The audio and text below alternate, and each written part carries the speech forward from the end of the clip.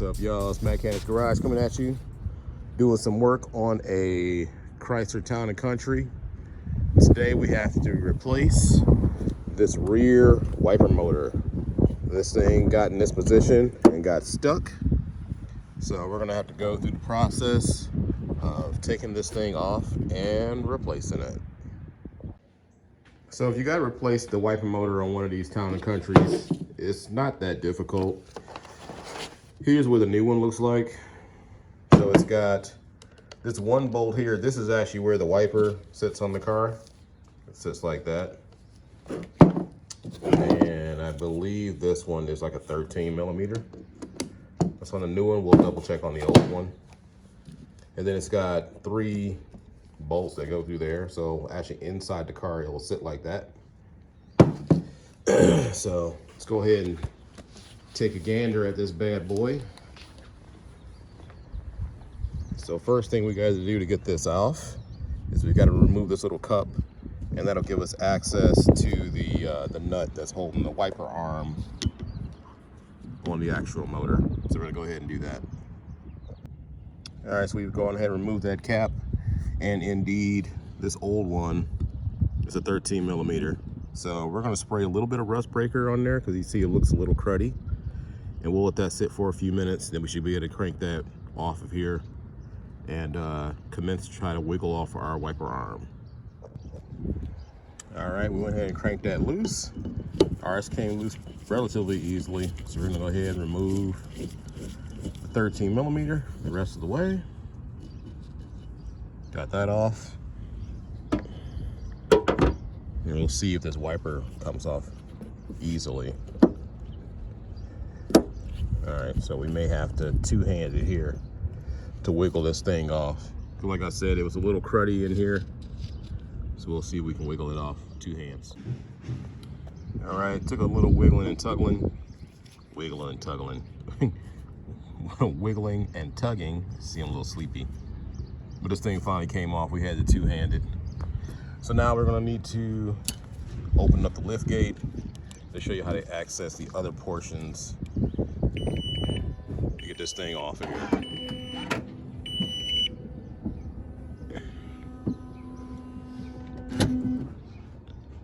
All right, so there's some clips and some bolts holding this cover on. This whole thing and this piece, these both have to come off. There's a couple screws in here that are holding on the handle. And then, as you can see, this piece here overlaps the other one, so we'll have to pull this off. It's just got plastic clips holding on. And we got a trim puller. I don't know if we need to disconnect this arm, because really we just need to get this down out the way so we can unclip this one. So hopefully we don't have to disconnect this arm, because this is the mechanical arm. This has got the power lift gate. Hopefully don't have to remove that. But if we do, it looks like it's just a Torx. So we'll see if we can get away without doing that, because even once we remove that, the hood will still, or the trunk part will still be held up by the arms here. So let's commence to removing clips and removing screws and see if we can get this plastic trim off. As you can see here, we've already started snapping off our trim. So we use one of these trim panel removal tools. This helps so you can pop stuff loose without scratching anything. But you can use a flathead screwdriver if you don't got these. You pop them up in there around the sides. And you can pop stuff loose pretty easy with it. So you can see all these little plastic clips. You got these little bitty ones here. You got these little parts here to help you line it up. And there's a couple more that should snap loose. Then this can hang down so we can unplug our light. Sorry. We can unplug our light back here. And then we should be able to look up in here to get to our motor, which is right there. That's our motor right there. So we'll show you more once we get this panel out the way. All right, as I said, you know, we pulled it down some more. Here's our light. So you just push that in and pull that clip loose. And now we should be able to snap this thing the rest of the way out. We got pretty much all the clips. There it goes.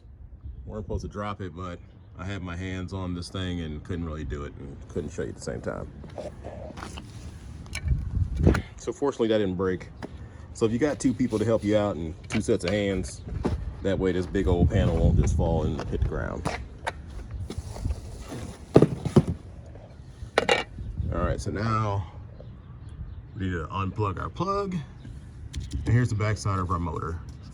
And the motor's plug has just got these little squeeze clips. Push that, and it's loose. All right, so like I said, it's only got these 3 bolts holding it up here. And these are 10 millimeters. So we're using our small impact here. Break those loose.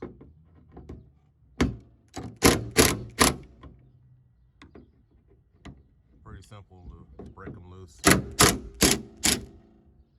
now we're gonna go ahead and pull the rest of it down by hand so you can see how the old motor compares to the new one. All right, we got the motor out. It may feel a little bit stuck. We had to pull in a little bit because there's a rubber grommet in here just to make sure there's no water that's getting in here.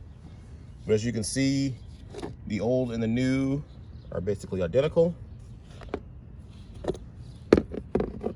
You can see that one looks a little cruddy. Flipping it over so you can see the back side. That's the old one. Flipping over the new one. And we'll have to remove this nut on top here in order to slide this bad boy back in. So now, you're just gonna reverse the process. And you can't put this thing in here the wrong way because it only fits in the car one direction. So don't be afraid to put that in there and wonder, like, is I put it in right? Oh my God. Yeah, you put it in right. It only fits one way. All right, we got the new one sitting up in here. I just hand started the screws just so I can be lazy and use my electric impact, which you don't have to use an impact. You don't have to be in there really, really super. You don't want to over tighten it, but you know, that's the lazy way to do it. Then you take your plug, plug that bad boy back in, and there you go. So I think what I'm gonna probably do is go inside the car and turn on the rear wiper to make sure this thing is actuating like it should before I put all this trim and everything back on. Never hurts to do that.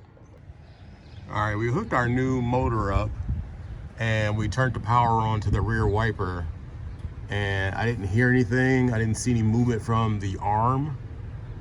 So one other thing we're gonna double check is we're gonna look at our fuses to make sure we didn't miss that, because maybe your fuse blew.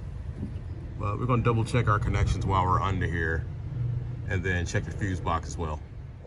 All right guys, we are checking under our fuses to see if we can locate where the one is for the rear wiper.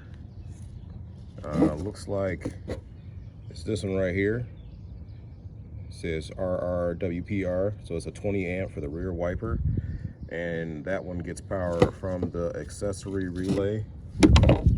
So we went ahead and changed and put a new 20 in here. We may have to check this accessory relay, but we're going to see if that does it for us.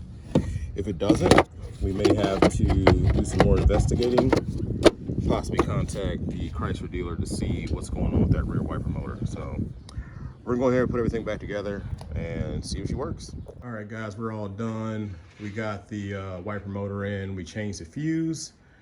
Still an issue, but that was the process of changing the wiper motor if you ever got to do it. So we're gonna have to do some more diagnosis to figure out why the motor is not moving. So there must be some wiring issue somewhere, because we've done everything we were supposed to. We also cleaned it up because this van was fairly dirty.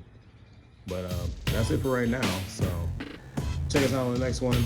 And if we figure out what's going on with this motor, we'll come back and let you guys know in the comments. All right, peace.